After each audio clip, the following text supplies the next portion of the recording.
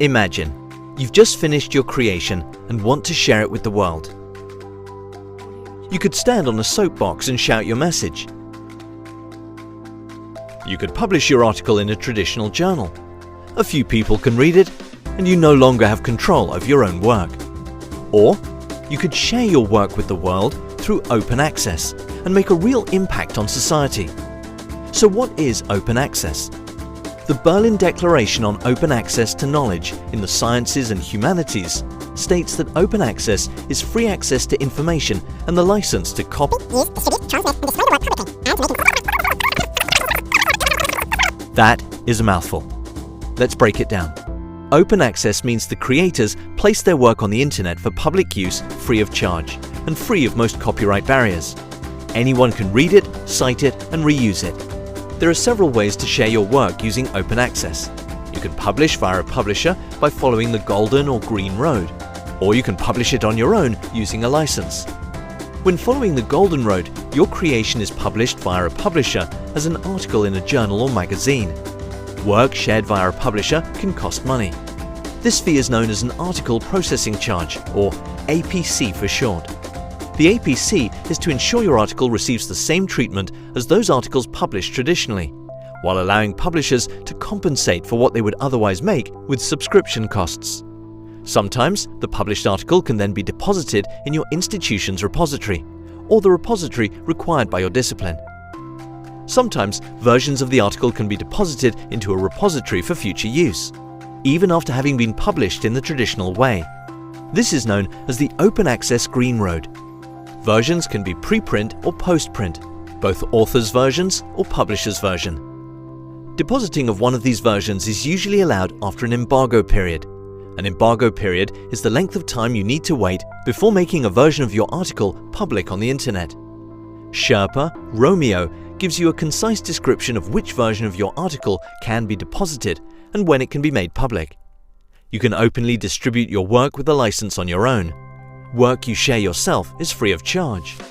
Articles or versions thereof made public without a license can only be read and cited. In order to use the work in education, new research, or any other form of reusing the work, a license must be attached. The most commonly used license is a Creative Commons license. Creative Commons licenses, also known as CC, are made up of 4 building blocks: buy, share alike, no derivatives, and non-commercial use form the foundation of a CC license. Buy is a standard beginning. It means you're free to reuse the work as long as you mention who made it. Share alike means you can reuse the work as long as you share the new work with the same license. No derivatives means nobody can copy, distribute, show, or build upon your work unless your work stays in the original form. Non-commercial means your work cannot be used for monetary gain. These 4 building blocks can make 6 different licenses. Every license consists of 3 layers: the legal mumbo-jumbo only lawyers can read, a summary in plain language with the relevant icon for your chosen license, and a machine-readable layer with extra metadata that enables search engines and other applications to find your work. There is also the option of putting your work out for the world to see, without worrying about what others do with it. This is a CCO license and distances you from your copyright entirely, putting your work in the public domain. A fancy word for everyone can do what they like with it. The drive for open access is increasing as governments and funders request that research done with public money is made open to the public. Open access falls under a broader subject of open science. Open science includes throwing open your research, its data, and its impact to the public. But why bother? Good question. Here are a few good reasons.